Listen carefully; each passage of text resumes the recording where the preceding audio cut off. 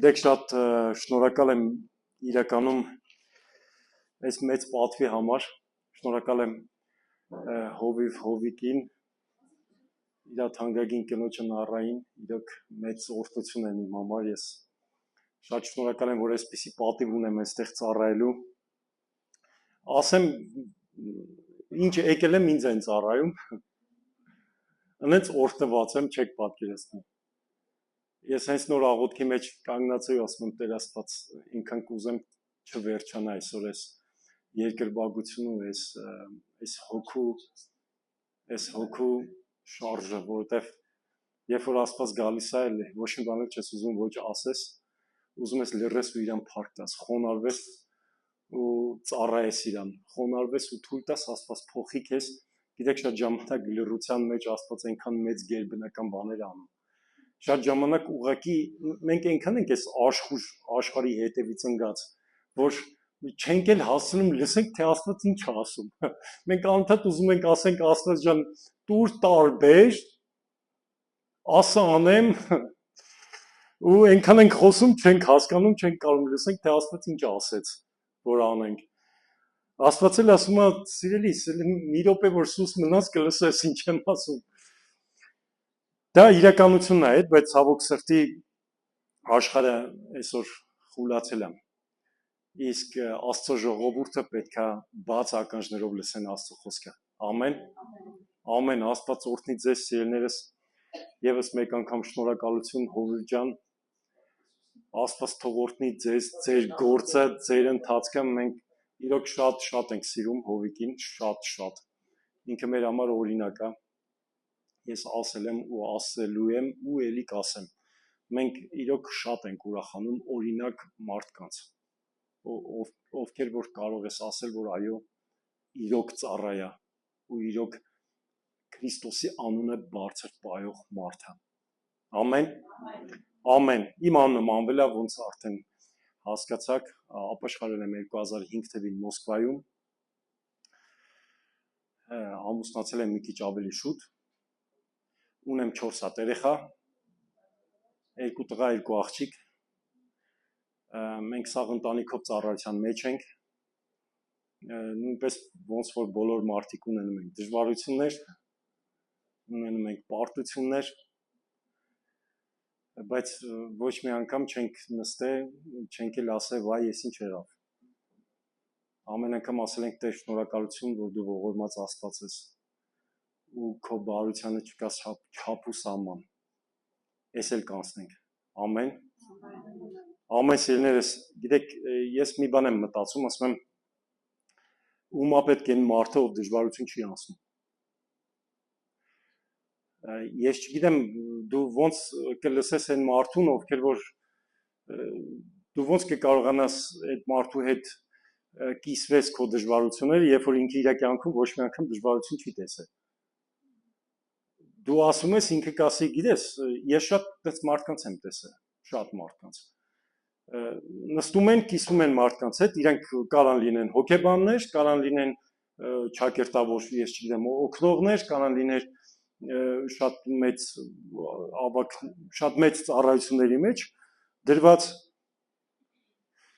իրենք լսում են, ասում են, գիտես, սենց արա։ Դու էլ մտքիդ մեջ ասում ես, ես անում եմ։ Ասում ես, սենց արա։ Ինքս კი չգիտեր դու ինչի միջով ես ասում։ Ու գիտես, հետաքրքիր է, որ մարդ կա, որ անցել է այդ դժվարության միջով։ Ու դու կիսվում ես իր հետ։ Ու մեկ էլ վերցնում է, ոչ մի բառ քեզ չի ասում։ Գալիս է ուղղակի գրկում է քեզ։ Ու մեկ էլ դու սիրտդ բացում ես, հալվում ես, պատասխանը ստանում ես, բժշկվում ես, ու կանգնում ասում ես ո՞նց իմացար, ասում ես ես որ այդ վիճակում էի, ինձ այնքան խոսողներ կային, բայց ինձ ոչ մեկի խոսալը պետք չէր, ինձ մենակ Աստծո ջերմությունն էր պետք։ Հիմա ես կարամ ուղղակի մի քիչ ջերմություն փոխանցեմ քեզ։ Ու քեզ դա ավելի շատ կօգնի։ Գիտես, ես մտածում եմ, ասում եմ, Տեր Աստված, ինչի է պետք այն մարդը, ով որ դժվարությունների միջով անցնում է, մի հատ հետաքրքիր մի հատ հարց տվեք դուք։ Գիտեք, երբ որ ինքը ավելի հաստատվում է, ավելի լցվում է ուժով, դրա համար իր ուժն ու իր հաստատությունը փորձվում է դժվարություններով։ Ու երբ որ դու մի կողմից կանգնես նայես, կտեսնես, որ ինչքան որ Աստված քեզ ուժեղացնում է, ես մի անգամ շատ ծանր դժվարությունների մեջ անցնելով ասում եմ Տեր Աստված, կլինի հանեցին վրայից ես դժվարություն, ասում եմ չէ։ Ասում եմ ոնց, խնդրում եմ քեզ օգնի, որ այս դժվարությունը հեռանա ինձանից, ասում եմ չէ, ես քեզ ուրիշ բան կտամ, ասում եմ ինչ, ասում եմ ես քեզ ուժ կտամ անցնելու։ Աստված ջան, դու չես տեսնում, որ ես էլ ուժ չունեմ։ Ասում եմ այդ քեզ ա թվում։ Այդ քեզ ա թվում։ Ես գիտեմ, որ դու լե ուժ ունես։ Ու ես գիտեմ, որ դու կանցնես։ Սելիս ես մի բան հասկացա։ Քանի դեռ մենք շնչում ենք, մենք չգիտենք, թե Աստված ինչ կարող անի մեր միջոցով։ Ամեն։ Ամեն։ Փառք Աստծուն։ Ես ելից մի շատ հետաքրքիր խոսք ա իմ սրտում, որ ուզում եմ ասեմ, բայց ել եմ ուզում կրկնեմ, այնքան օրհնված եմ այս մի քանի օրը, որ այս քաղաքում եմ, այս Ալվանում եմ, այնքան օրհնված եմ այս ատմոսֆերով, այնքան օրհնված եմ այս ծառայողական աշխուժությունով ու երազանքներով, ճիշտ բառեր եմ օգտագործում, տեսիլքներով աստվածային։ Գիտես, ես մեզ քանի օրվա մեջ ձեր հովի բերանից չլսեցի, որ ասի ես էս եմ ուզում իմ կյանքում, էս եմ ուզում իմ կյանքում, սրան եմ ուզում հասնեմ, նրան եմ ուզում հասնեմ, էս եմ ուզում անեմ, առավոտից իրիկուն, էս անեմ եկեղեցու համար, էս անեմ ժողովրդի համար, էս անեմ երեխեքիս համար, էս սրան շատ եմ սիրում, որտեղ էս ունի, էս սրան շատ եմ սիրում, սրան օգնենք, սրան հասնենք, էս անենք, այն անենք, հասնենք, ես ոնց նայում եմ, այս մարդի երազանքով լեցված է այս քաղաքին մի քիչ ինչքան հնարավոր է առանց ժամանակ կորցնելու, առանց մի վայրկյան հանձնվելու, բերի մոտեցնի Քրիստոսին։ Ու ինչքան կարա այդ պատոտի մեջ կներեք, ասես մեկ ռուսերեն բառեր կօգտագործեմ, լիքը մարդիկ ավելացնի։ Այս սրան էլ մոտեցնեմ, այս սրան էլ ավելացնեմ, սրան էլ հասնենք, մի քանի աղոթքի երեկել աղոթքի մեջ մտնելուց ասում եմ, հիմա էլ աղոթքով ստացել եմ, որ այցելություններ անեմ։ Մտածում եմ, ասում եմ, բա դու քո համար ժամանակ չունես։ Ամեն։ Ամեն, ամեն։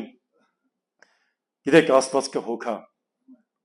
Ու իրոք, երբ որ սիրտը տալիս ես Աստծուն, Աստված էլ իր սիրտը տալիս է քեզ։ Երբ որ դու քո ժամանակն ես տալի իրան, ամեն, ինձ հավես է ժպտում, Աստված օրհնի քեզ։ Երբ որ դու քո ժամանակն ես տալիս իրան, հետաքրքիր է, չէ՞, նայ, մենք ապրում ենք իրա մեջ, ու մենք չունենք ժամանակ առանց իրա։ Բայց արի ուտես, որ Աստված ուզում է, որ մենք մեր ժամանակը տանք իրան, բայց դա մերը չի։ Զգացել ես։ Հիմա որ մենք շնչում ենք, դա էլ մերը չի։ Դա իրանն է։ Իրանից է։ Իրա զորությունը մի վարքյան վերցնի էլ չի շնչելու։ Մենք իր ժամանակի մեջ ապրելով, Աստված ուզում է, որ մենք տանք իրան։ Պատկերացնում ես ինչքան մեծ հարգանք է դրե քո վրա։ Դու եթե իմանայիր ինչքան Աստված քեզ հարգում, դու չէիր պարտվես աշխարհին, որտեղ մենակ այն գինը, որ դու իմանաս թե ինչքան Աստված տվե քեզ, այդ գինը արդեն հերիք է, որ դու մենակ հաղթանակի մեջ ապրես։ Փառք Տիրոջը, դրա համար շատ շնորհակալություն ձեզ, շատ շնորհակալություն ձեր սրտին պատրաստական, ես ասեմ, որ ինչքան ինձնից խորհուրդ, որպես ձեզ փուճուր եղբայր, ինչքան հնարավոր շատ ջանք արեք, որ ձեր հովի կողքին լինեք։ Ձեր հովի իրոք շատ մեծ բաներ անում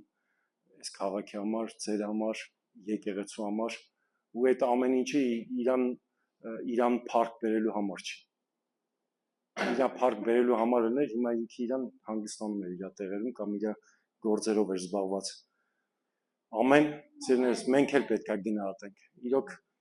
Իրոք մարդը մեկ կարաս ասես դե հիմա Աստծո համար ես անում, Աստծուց էլ բանը ստացի, վարձքը ստացի, այո, Աստծո համար ենք անում ու ես ձեզ ասեմ վարձքի չենք էլ սպասում, որտեղ մենք սիրում ենք Աստծուն ու ես իր սրտի մեջ մենակ սեր եմ տենում։ Ամեն։ Շնորհակալություն քեզ, Աստված օրհնի։ Ամեն, ամեն։ Գիտեք, հետաքրքիր է, մի խոսք է սրտից, ուզում եմ ուղղակի սրտից իր տնից տուն կիսվեմ։ Ամեն։ Ցենես, մի հետաքրքիր պատմություն կա Աստվածաշնչում, որը որ մենք շատ ենք սիրում։ Իրականում շատ ենք սիրում, շատ տպավորված, տպավորիչ մի երիտասարդի մասին է խոսքը, դա Հովսեփի մասին է խոսքը։ Ես երկար էի մտածում, ասում եմ, Տեր Աստված ինչ հետաքրքիր, ես ասեմ Աստվածաշնչյան հերոսներից ու միշտ հերոսների միջից ես Հիսուս Քրիստոսին առանձնացնում եմ, որտեղ իմ համար ինքը Աստված է, ինքը Աստվածաշնչյան հիմնական հեղինակն է։ Հերոսներից շատ սիրում եմ Հեսուին։ Ես դրա պատճառը ունեմ, ինչ եմ սիրում իրան, իր բնավորության համար, բայց այսօր խոսալ եմ Հովսեփից, որտեղ Հովսեփը մի յուրահատուկ ընթացքի միջով անցավ, որը որ այսօր շատ ժամանակ քիչ թե շատ մենք մեկ առնչվում ենք դրա հետ։ Ու գիտես ինչն էր հետաքրքիր, որ Հովսեփի պատմության մեջ իր կյանքը սկսվեց, իր ընթացքը սկսվեց այն ժամանակ, երբ որ ինքը ստացավ այդ երազները։ Հիմա Հովսեփը, որ իրան հարցն է իր մոտարապես 25 տարեկան հասակում կամ 20 տարեկան հասակում, կասեր ինչի ես այդ երազը տեսա։ Ինչից էր պետք այդ երազը։ Ու գիտեք, հետաքրքիր է 17 տարեկան ժամանակ գրված է, որ Հովսեփը 17 տարեկան էր, պատանի էր, երիտասարդ պատանի էր։ Ու տեսավ այս երազը։ Ինքը իր ընտանիքի մեջ էր։ Ուներ եղբայրներ, ու գիտես, այնքան հետաքրքիր է, որ ինքը այն ատմոսֆերի մեջ էր, որ շատ սիրված էր։ Ինքը շատ սիրված էր։ Առանձնահատուկ սիրված էր։ Ու գիտես, հետաքրքիր է, երբ որ ինքը այդ սիրո մեջ է, ընդհանրապես չկա վախ, չկա խոսքերի արտահայտման կամ շարժ ու ձևի արտահայտման ինչ որ հաշվարկ։ Ինքը հաշվարկ չէր անում ոնց կպայի իրան, որտեղ ինքը սիրված է։ Ինքը հաշվարկ չէր անում, թե ինչ կխոսար, կվիրավորեր դիմացինին, թե չէ։ Ինքը չէր մտածում, թե ինչ ձևի պատասխան կստանա կամ ինչ ձևի կմտածեն իր մասին, որովհետև ինքը գիտեր, որ ինքը սիրված էր։ Երբ որ ինքը երազ տեսավ, պատկերացնում ես գալիս է ժողովրդին, ասում է ժողովուրդ իր աղբերներին, իր մեծ եղբայրներին, իր պապային, իր մամային, ասում է ես երազ եմ տեսել, որ ծառայելու եք ինձ, խոնարհվելու եք ինձ, պատկերացնում ես։ Այդ ձևի երազ է տեսնում։ Ու գիտեք ինչն էր հետաքրքիր իմ այս տողերի մեջ, երբ որ գրած էր Հովսեփի մասին, գրված էր, որ երբ որ Հովսեփը այս երազը տեսնում էր, ինքը չէր կասկածում, որ Աստված չի խոսացել իր հետ։ Դու պատկերացնում ես, դու խոսք ես ստանում եկեղեցուց, դու խոսք ես ստանում Աստված քեզ երազի միջոցով խոսքա տալի, մենք գիտենք, չէ՞ որ Աստված խոսում է։ Հա? Հետաքրքիր կլներ, չէ՞ որ մեկ ասում, Աստված չի խոսում։ Ասենք, եթե Աստված չի խոսում, ուրեմն ես ու դու պետք է չխոսանք։ Եթե դու կարող ես մի տառ ասել, ուրեմն Աստված է դեռ։ Աստված խոսում է։ Աստված խոսում է։ Ու Հովսեփը չէր կասկածում, որ այդ երազը ինքը Աստծուց չի ստացել։ Ինքը եկավ հստակ այդ բանը խոսեց իր աղբերների ու իր պապայի մամայի հետ։ Կհիշեք, երբ որ խոսած դա Ծննդոց գլխում 37-րդ խոսքից 5-ից 10-րդ խոսքերը, եւ Հովսեփը մի երազ տեսավ եւ իր եղբայրներին պատմեց եւ նրանք ավելի ատեցին նրան։ Սա արդեն երկրորդ երազն է։ Եվ ասեց նրանց. «Խնդրեմ ականջ դրեք իմ այս տեսած երազին։ Ահա մենք դաշտում որոններ էինք կապում եւ ահա մի որոն վեր կացավ եւ ուղիղ կանգնեց եւ ահա ձեր որոնները նրա շուրջ կանգնեցին եւ իմ որային երկրպագություն արեցին։ Եվ նրա եղբայրները ասեցին նրան. իրավ մեզ վրա թագավորելու ես կամ իրավ մեր վրա տիրելու ես, եւ նրա երազների եւ խոսքերի համար ավելի ատեցին նրան։ Եվ մի ուրիշ երազ էլ տեսավ, նորից պատմեց եւ իր հերը 10-րդ խոսքը եւ իր եղբայրներին պատմեց եւ իր հայրը հանդիմանեց նրան եւ ասեց. այսինչ երազը որ տեսել ես, միթե ես ու քո մայրը եւ քո եղբայրները իրավ գալու ենք, որ մինչեւ գետինը քեզ խոնարհություն անենք։ Հետաքրքիր պատմություն է, չէ՞։ Սելիս դու նայի հետաքրքիր ինչքան նման իրավիճակ կա տեղի ունենում մեր կյանքում։ Գիտեք, Հովսեփի կյանքում մի բան տեղի ունեցավ, մի խոստում ստացավ, ինքը խոստմունք ստացավ, Հավատաց այդ խոստմունքին, ինքը մի առաջադրանք ստացավ, ինքը մի լավ բան է, որ մի իրավիճակի միջով ասում են լավ կլինի։ Կամ մի բան կարդում ես խոսք ես ստանում, որ դու գիտես հստակ ինչ ես անելու։ Ու մեկ էլ գիտես ինչքան հետաքրքիր է մարդու կյանքում, որ մարդը իր համար աղոթելով երկար ժամանակ չի ստանում, բայց աղոթում է ուրիշի համար, ուրիշը ստանում է։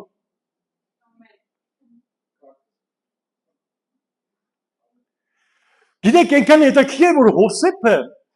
այս ժամանակ 17 տարեկան ժամանակ ինքը չէր կասկածում, որ ինքը չի ստացել Աստծո խոսքից։ Ինքը հստակ վստահ էր, որ խոստմունքը երբ որ ինքը ստացել է Աստծո խոսքից։ Գիտես, շատ ժամանակ իմ ու քո կյանքում, շատ ժամանակ իմ ու քո կյանքում մենք Աստծուց խոսք ենք ստանում։ Ես ինչի եմ անընդհատ շեշտում, որ ինքը 17 տարեկան էր, որտեղ դու հիմա կտեսնես, թե ինչքան ժամանակ անցավ, երբ որ Հովսեփի այս իրավիճակը իր հետ տեղի ունեցավ։ Այսօր ես տեսնում եմ, որ շատ մարդիկ, չնայած, որ դժվար է թե պատկերացնես Հովսեփի իրավիճակը, մինչև չհայտնվես այդ իրավիճակում։ Բայց շատ մարդիկ որոշակի ժամանակաշրջանի մեջ անցնում են նույն իրավիճակով։ Ոչ մի բան չէիր արել, մեկ է աղբերները ծախեցին քեզ։ Ինչքան է եղել, որ ճիշտ պլանավորել ես, ճիշտ հիմնվել ես, ու մեկ էլ ծախել են քեզ։ Իրանք սկի չեն էլ մտածի ինչ են արել։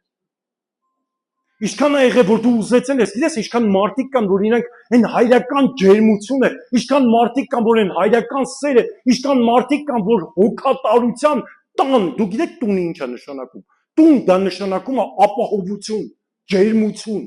տուն դա նշանակում է սեր։ Գիտես ինչքան մարդ իր տան մեջ ապրելով զրկված է ապահովությունից, զրկված է ջերմությունից։ Գիտես մի բան մտածեցի, ասում եմ, Տեր Աստված, հələ պայն պատկերացրեք Հովսեփը, երբ որ 17 տարեկան գնաց եղբայրների մոտ, եղբայրները որոշեցին ծախեն իրան։ Այսօր շատ մարդկանց տեսնում ես դժվարության մեջ, այսօր շատ մարդկանց տեսնում ես, ասում ես, լսի, ինչ է տեղի ունենում այդդ։ Ես մտածում եմ, ասում եմ, կարող եմ շատերը Հովսեփյանը տնից գնաց։ Բայց գիտես, Հովսեփը շատ էր ուզում տուն վերադառնալ, ուղղակի չէր կարող։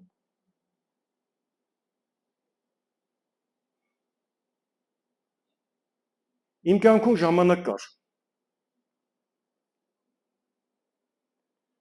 Ես կուզենամ կիսվեմ ձեր հետ, բայց ես չեմ ասի, որ ես Աստվածաշնչից էլ օրինակ կբերեմ։ Գիտես, իմ կյանքում ժամանակը, որ ես 2 ամիս չէի կարողանում գնալ եկեղեցի, 2 ամիս։ Ամբողջ ճանապարհին լացելով գնում եմ, ես մոտավորապես 250 կիլոմետր գնում, 250 կիլոմետր հետ էի գալիս։ Ունենց իրավիճակ էր ստեղծվել, որ ամեն ինչ ոնց որ sense փլվեր գլխիս վրա, sense սաղ տակնու վրա է լինում, ինչ անում էի թարս էր գնում։ Ու մի պա կանգնած չէի հասկանում, լացելով գնում էի, լացելով գալիս եմ, Տեր Աստված։ Ես չի եղել մի օր, մի ժամանակ, որ եկեղեցուց բացակայեմ։ Այս ինչա տեղի ունենում, ոնց կարամ ես հենց հիմա այս ամեն ինչը թողեմ, գնամ եկեղեցի ու Աստված գիտես ինչ պատասխանեց ինձ։ Ասեց Հովսեփն էլ էր ուզում ամեն ինչ թողել ու գնար տուն։ Բայց ասեց ես իր հետ գործում եի ամեն։ Ու գիտես, ես միանգամից հասկացա միտեղ, երբ որ Պետրոսը իր աշակերտների հետ նավակի մեջ խորտակվում էր։ Շատ ժամանակ մենք այնքան ենք տպավորված մեր ունեցածով, տպավորված մեր դեմ եկած այն հարգանքով ու, չգիտեմ, պատվով, որ մենք մոռանում ենք, որ շատ ժամանակ պետք է մոտենանք ուղիղ Քրիստոսին։ Ոչ թե, գիտես, ինձ ոտս տրորեցին, պատիվ չտվեցին, հարգանք չտվեցին, չբարևեցին, հնես չնայեցին, ոնց որ շատ ժամանակ մարդիկ այնքան են խորացուցված, որ իրանց մի բան տան, պատիվ տան, առաջ տան, ծառայությունը սենց անեն, որ իրանք մոռանում են հիմնական աղբյուրին, որի անունն է Քրիստոս։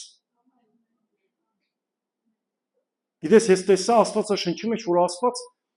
Պետրոսը, երբ որ տեսավ Քրիստոսին, ասեց, եթե դու ես, ասա դուրս գամ նավակից։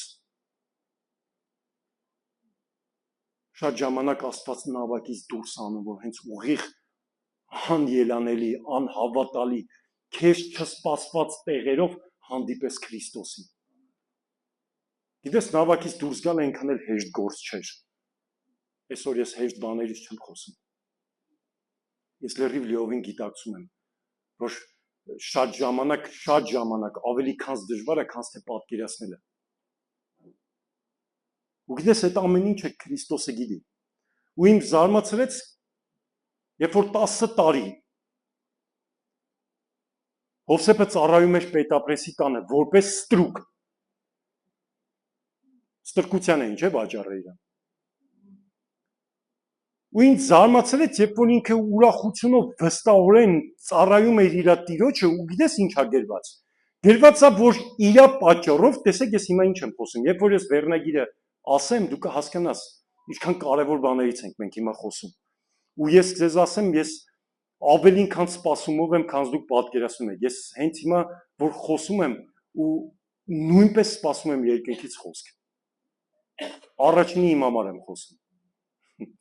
Չմտածեք եկել եմ սովորեցնելու։ Ես եկել եմ ստեղ իրոք ծառայությունից օրհնվելու։ Գիտեք, գրված է, որ Հովսեփի պատճառով Պետապրեսի տանը օրհնված էր։ Ինչքան է եղել քո պատճառով, ուրիշների մոտ օրհնություն է եղել, բայց ոչ քո։ Ու գիտես, ինչքան հետաքրքիր է, որ ես նայեցի Հովսեփի սրտին, Հովսեփը ուրախանում էր, դրանից պատկերացնում ես, դու ուրախանաս ուրիշի հաջողությունով, որ հենց քո պատճառով է։ Ես երկում եմ, ես ծառայում եմ, ես եմ անում, բարի գործեր եմ անում, իր համար հաց եմ դնում, իրանք ուրախ են, ես չէ։ Մեկի խորհուրդ ես տալի, ինքը գնում է, իր կյանքը ստացվում է, ամուսնանում է, գործերը հաջողվում է, քոնը չէ։ Ասում ես, ես խորհուրդ տվեցի, իրան ամեն ինչ լավ է, իմը չէ։ Մենք աղոթեցինք, իրանք ամուսնացան, մենք չէ։ Այ քեզի բան։ Այս մարդիկ իրանք առանց Աստծո ապրում են, իրանք մոտ ամեն ինչ օրհնված է, բայց Հովսեփը ստրկության մեջ է, բայց իր օրհնությունը Հովսեփի պատճառով էր։ Այսօր շատերի օրհնությունը հենց քո պատճառով է։ Ամեն, ամեն, ամեն։ Այ քեզ բան։ Հենց որ կանաց да ладно. Разве так можно? Ու գիտես, ինձ հետաքրքրեց այդ ժամանակ, երբ որ Պետապրեսի կնոջ պատճառով ինքը արդեն 27 տարեկան ժամանակ էր, երիտասարդ։ Ես ինչ եմ անընդհատ ուզում եմ շեշտեմ։ Այսօր շատ մարդիկ երկար օպտ հայերեն ոնց փորձառություն անցնելով ավելի փոքր են մտածելակերպով, քան Հովսեփը 27 տարեկան ժամանակ։ Ու ես կուզենամ, որ մենք այս օրինակը վերցնենք, ես կխնդրեմ, եթե կարելի է։ Ես ուղղակի շատ եմ սիրում ձեր ծառայող քուրիկի երաժշտությունը։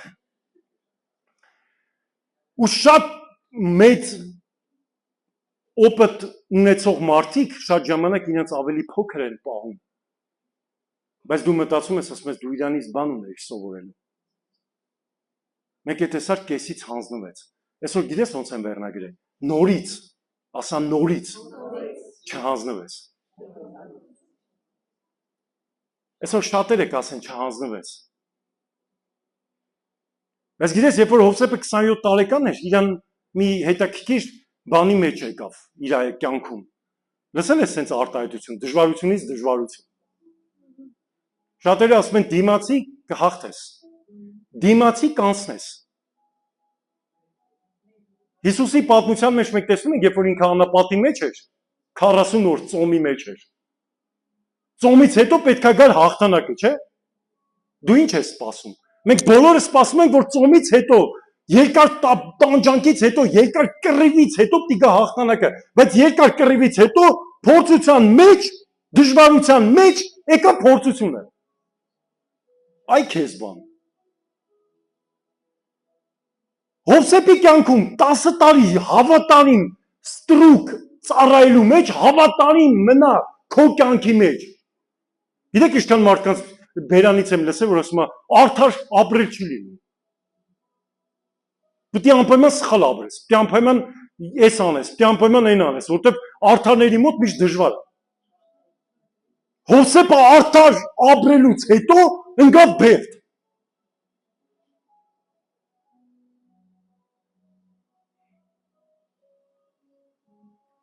Ու գիտես այնքան հետաքրքիր է, երբ որ իրան եկան երաս պատմեցին, ես հիմա ձեզ կասեմ, դուք ուշադիր մտածեք սրա մասին։ Երբ որ մի տարի ինքը արդեն բերդի մեջ էր, իրա մոտ բերեցին ծառաներին, փարավոնի ծառաներին։ Ու գիտես ինքը նույնպես հաջողության մեջ էր, բերդի մեջ։ Բերդի միջի հաջողությունը որն է։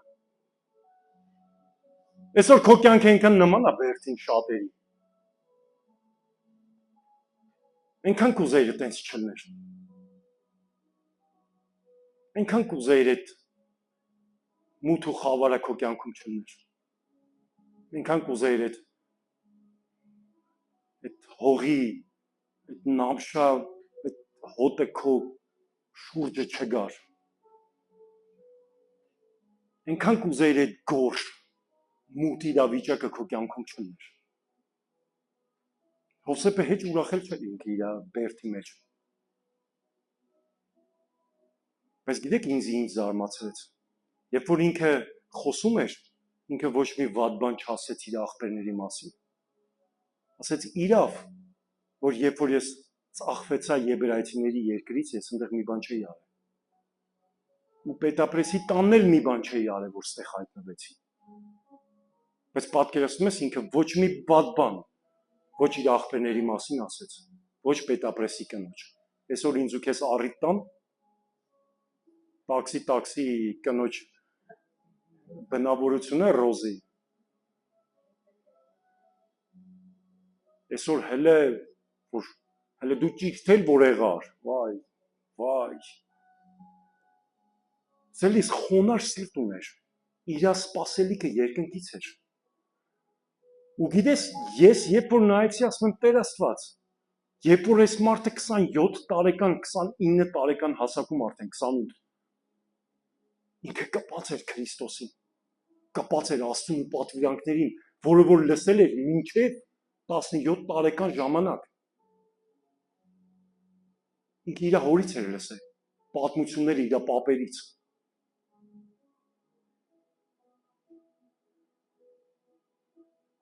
Ու մնացել էր իր մեջ։ Աստվածային վախ ուներ։ Այսօր Աստված ուզում է իր կրակը թափի երիտասարդների միջոցով։ Որ մեծերը կանգնեն ասեն, այո, այս երիտասարդները օրինակ են իրանց մնացած երիտասարդների համար։ Հովսեփը մեծ օրինակ էր, որ լիքը ցանկություններով, լիքը լավ, բարի բան ցանկանալով, ուզենալով, որ իր կյանքն է լիներ ուրիշների նման։ Բայց ասեց, չէ, ինչ էլ որ կլինի, ես նորից չեմ հանձնվելու։ Ինչ էլ որ կլինի քո կյանքի մեջ, նորից չհանձնվես։ Նորից հավատարիմ ծառայի ասում, հավատարիմ մնա այն խոսքին, որ Աստված պատվիրել է ինձ ու քեզ։ Այո։ Այսօր այս աշխարհը այնքան է լցված դառնությունով։ Այսօր այս աշխարհը այնքան է լցված անհավատարմությունով,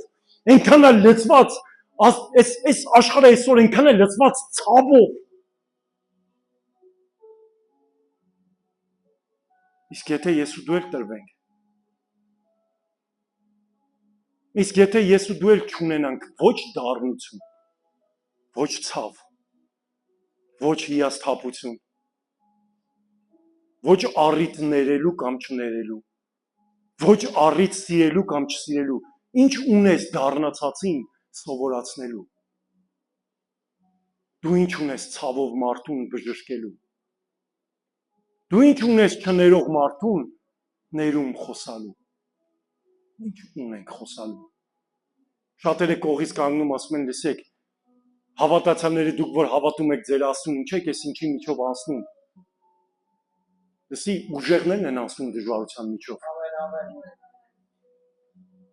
Թույլերը չեն կարողանում ասել։ Թույլերը կանգնած ասում են, ինչի ենք մենք այս դժվարության միջով անցնում։ Իսկ ուժեղները կանգնած ասում են, այո, ինչ որ բանի համար անցնում եմ, ու ես գիտեմ, ինչի համար եմ անցնում։ Հալելույա։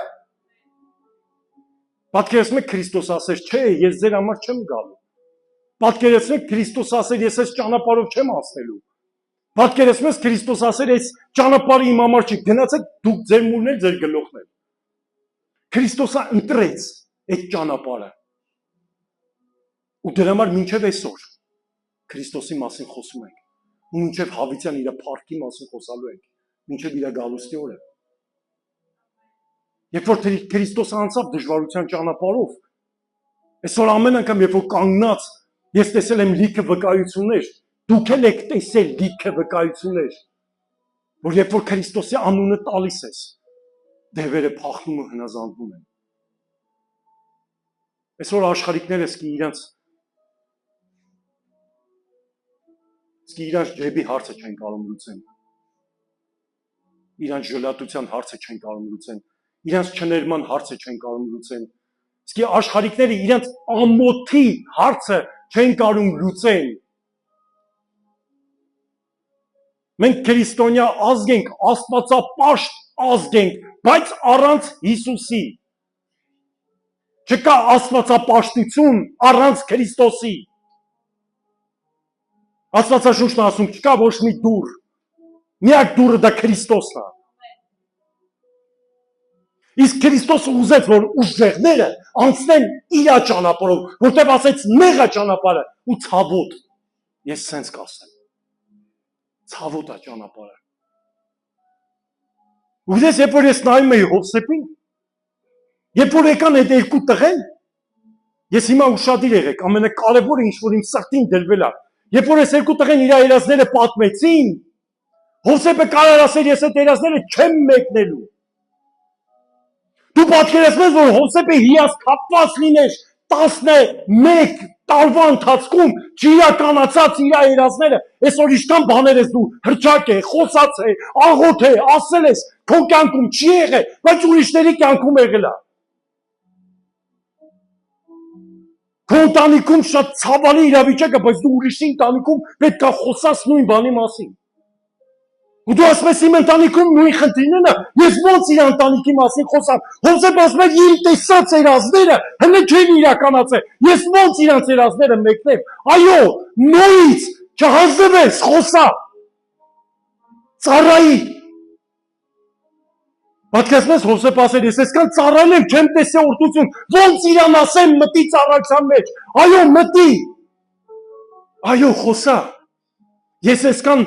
չգիտեմ, ես եմ անում, այսքան զոհաբերում եմ։ Իմ կյանքում օրդություն չկա, ոնց ուրիշին ասեմ զոհաբերի։ Դու պատկերացնես, որ Հովսեփը չհանձնվեց, երբ որ ինքը լսեց երազը, ասաց մեկնությունը Տերից է, հավատաց նորից չհանձնվեց։ Երբ որ տեսա այս բանը, դուք չեք պատկերացնում իմ հետ ինչ տեղի ունեցավ։ Ես ասեցի, այո Տեր, ինչ էլ որ կլինի իմ կյանքում, կապ չունի ընդհանրապես։ Կարող է ես աղոթեմ ուրիշի համար, ու իր կյանքում բժշկություն լինի, իմ կյանքում չլինի, մեկը դա չի կանգնացնելու ինձ։ Կարող է ուրիշի ընտանիքում խաղաղություն լինի, իմ ընտանիքում չլինի, մեկը դա չի կանգնացնելու ինձ։ Կարող է իմ գործերը չհաջողվեն, մեկը դա չի կանգնացնելու ինձ, ես զոհաբերելու եմ։ Ինչ էլ որ ունեմ։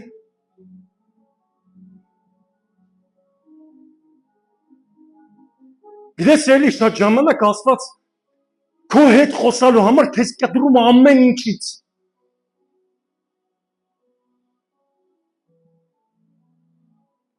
Տասներեք տարի էր անցել, երբ որ Հովսեփը կանգնավ փարավոնի առաջ։ Ու գիտես, երբ որ ինքը կանգնում էր փարավոնի առաջ, թվում էր, թե հեսա Աստծուց տրված խոսքը իր կյանքում կիրականանա։ Բայց նորից չիրականացավ։ Գիտես, օրհնությունները եկավ Հովսեփի կյանք, բայց ինձ թվում է, թե Հովսեփը ուզածը չէր։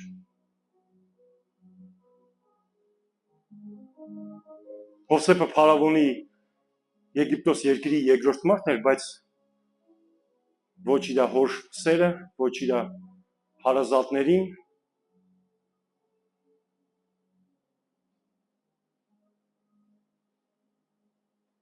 Լսի սիրելիս, երբ որ ասված խոսած Հովսեփի հետ, մոտարապես 20-ից 22 տարի անց է, 13 տարեկանում իրանք կանգնեցին Փարավոնի առաջ, 13 տարի հետո 30 տարեկան ժամանակ, 7 տարի օրհնության տարիները Եգիպտոսում,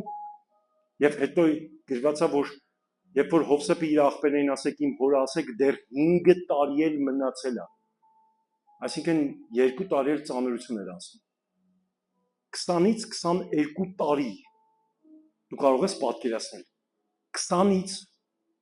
22 տարի, Հովսեփը հավատարիմ սպասեց, ու գիտեք ինչն է հետաքրքիր, հետաքրքիր էր, երբ որ Հովսեփը ստացավ իր հայրազների պատասխանը, ինքը լրիվ փոխված մարդ էր, ինքը այն խոնարհն էր, առաջի խոնարհն էր, այդ որոնները երբ որ խոնարհվում էին, իր սիրտը արդեն իրանցից առաջ էր խոնարհված, ինքը արդեն նվերներով էր դիմավորում, Սելիս, մենք պետք է ուրախությունով, շնորհակալությունով, գոհությունով Աստծո ճանապարհը անցնենք, որովհետև դա քո սրտի հետ աշխատանք անում։ Հովսեփը նույնը չէր, ոնց որ 17 տարեկան։ Ու ինքը այդ մարդը չէր դառնա, եթե չանցներ այդ ճանապարհը։ Ու այսօր մենք իրանից չենք խոսա, ու չենք ուժեղ լինի, երբ որ ասենք, Տեր Աստված, տտենում ես, այս դժվարությունը ես անցնում եմ, ու ինպես էլ մեկը չկա։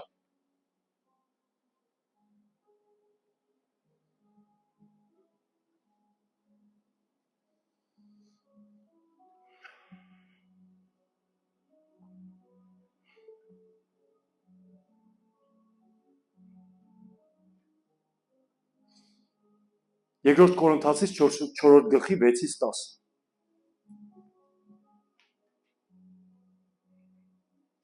Հալելույա Հիսուս։ Մենք ինչ հետաքրքիր ուժեղ խոսքեր ա գրած։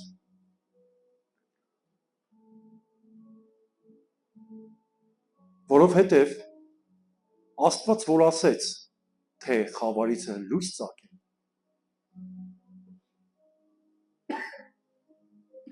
ինքը մեր սրտերի մեջ ծագեցրեց։ Աստվածաշունչը Կորինթացիներից գլխում սենց է գրած։ Գրած է այն Աստված, այն արարիչը, որ ասեց, թե խավարի մեջ լույս լինի, ու մի վայրկյան չանցավ, ու մի անգամից խավարի մեջ լույս եղավ, ասում է ինքը մեր սրտերի մեջ լույս ծագեցրեց։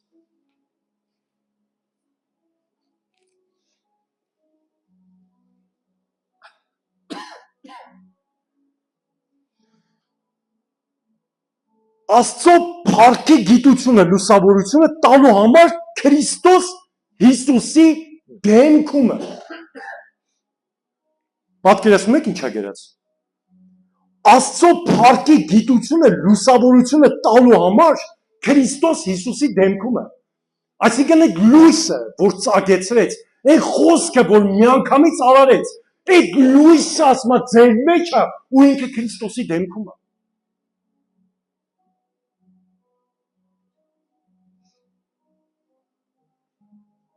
Նայեք ինչ ուժեղ բան է գրած։ Գրած է, բայց այս գանձը ունենք հողի անոթներում է ասված գանձ դրեց, որ զորության գերազանցությունը Աստծուն է լինի եւ ոչ թե մեզանից։ Դու պատկերացնում եք ինչա գրած է։ Գրած է քո ներսի մեջ Աստված այնքան գնահատեց, նայեք, հողի մեջ, որը որ գինջ ունի ընդհանրապես, որը որ ոչ մի բանի պետքական չի, ասում է ինքը իր ներսում մի հատ գանձ դրեց, պատկերացնում ես ինչքան բարձր գնահատական դրեց։ Բայց այս գանձը ունին քողի անոթներում է, որ զորության գերազանցությունը Աստվածանից լինի եւ ոչ թե մեզանից։ Հիմա նայեք ինչ է գրած, որ ամեն բանի մեջ նեղված ենք, բայց չենք ճնշված, կարոտ ենք, բայց չենք տարակուսված, հալածված ենք, բայց երեսից ընկած չենք, վայրընկած չենք կոտրված։ Ամեն ժամանակ Հիսուսի մեռնելը մեր մարմնում է կրում ենք, որ Հիսուսի կյանքը մեր մարմնում է հայտնվի։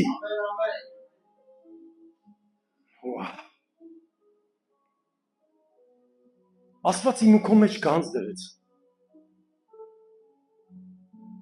Հիմա այսքան հետաքրքիր է, չէ՞։ Գանձ դրեց, մտածում ենք մենք հիմա դե ամեն ինչ օրհնությունների մեջ ապրենք։ Օրհնված ենք, լցված ենք, զորացած ենք, ուրախացած ենք, հիացած ենք, ամենալավն ենք, ամենատարբերվողն ենք։ Հիմա նայեք ինչ է գրած։ Նորից կկարդամ, ամեն բանի մեջ նեղված ենք, բայց չենք ճնշված։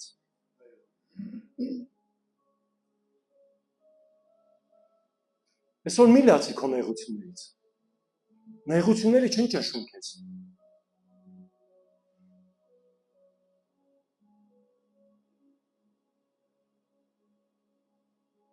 Կարոտ ենք, բայց չենք տարակուսվել։ Հա, իրոք, շատ բաներից կարոտ ենք։ Շատ բաներից կարոտ ենք, բայց չենք տարակուսվել։ Խոստունք ունենք, տարակուսված չենք, ջարդված չենք, մեռած չենք, հալածված ենք, բայց երեսից չընկած, երեսից վայրընկած չենք, բայց չկորած, կորած չենք։ Ամեն ժամանակ Հիսուսի մեռնելը, աշխարհիկ ցանկությունները, գայթակղությունները մեր մարմնի մեջ կրում ենք, որ Հիսուսի կյանքն էլ մեր մարմնում հայտնվի։ Ամեն։ Գիտես ելիս, ես մի անգամ մի բան էի ուզում ասեի ու երկար մտածեցի։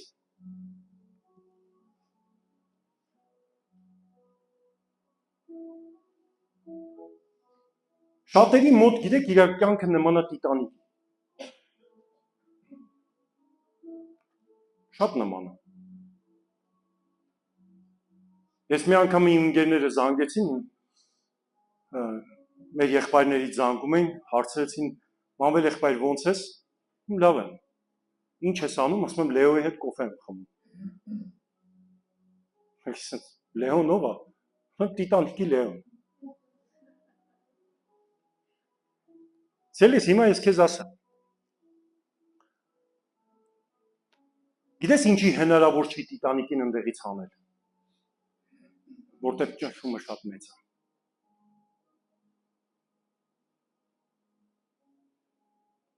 Շատերը հայտնվում են այդ իրավիճակի մեջ։ Գիտես այնքան հետաքրքիր է, երբ որ դու ճնշումը գալիս է քո վրա ու մի քիչ սկսում է քեզ թափահարել, ու կամաց սկսում ես այդ ճնշումը ավելի խորը զգալ։ Ու այնքան հետաքրքիր է, երբ որ դու ավելի շատ խորանում ես այդ ճնշումների մեջ, ինքը ավելի սկսում է ծանրանալ քո վրա։ Երբ որ դու ավելի ես իջնում ու չես սկսում ինչ-որ մի բան անել, ինչ-որ մի ձև փորձել դրանից դուրս գալ, քողերիցը սկսում է մթանալը, դու ստվես չլսել, մարդկանց չնկատել։ Ու դու չես կարողանում էլ արդեն շարժվել, որովհետև ճնշումը ավելի է շատացել։ Ու շատ ժամանակ ճնշումը այնքան է շատանում, որ կորչում է քո տեսողությունը, կորչում է քո լսողությունը, ու կորչում է օգնելու հնարավորությունը։ Ձեզ Տիտանիկի մոտ շատ անհնար, անցանկալի, շատ վատ տեղ է։ Դու ոչ կարողանում ես լսես, ոչ կարողանում ենք քեզ լսել։ Դու ոչ կարողանում ես կողքերդ նայել։ Ու գիտես անընդհատ ցավ, ճնշում, ցավ, որտեղ ինչքան խորացել ես, այնքան ծանրությունը քո վրա ավելացել է։ Ու գիտես ինչն է հետաքրքիր։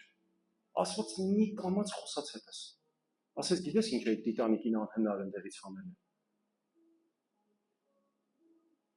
Որովհետև ինքը լեզու չուներ, որ Տիրոջը խնդրեր։ Բայց դու լեզու ունես։ Մեկը որ կարա քեզ օգնի իրավիճակից, դա Քրիստոսն է։ Ամեն։ Մեկը որ կարա քեզ հանի ճշումներից, դա Քրիստոսն է։ Ու գիտես ինչ է գրած Գաղատացիս 2:20։ Կարաս ասես Գաղատացիս 2:20։ Եվ կենթանի եմ ոչ թե այլևս ես, այլ Քրիստոսն է կենթանի ինձանում։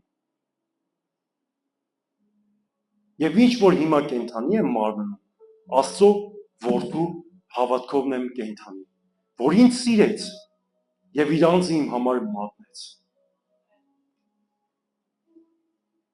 Ոչ մի ճնշում, ոչ մի ծանրություն քեզ չի կանգնեցնի, երբ որ դու մի օր կանգնես ու հասկանաս, որ ոչ թե կենթանի եմ այլևս ես, այլ Քրիստոսն է, որ կենթանի է իմ մեջ։ Ամեն, ամեն։ Ու Քրիստոսը քեզ կհանի ամեն մի ճնշումներից։ Ձեր եթե այսօր դու ոչ մի բան չստացար, մի բան հաստատ հիշի։ Նորից չհանձնվես։ Նորից չհանձնվես։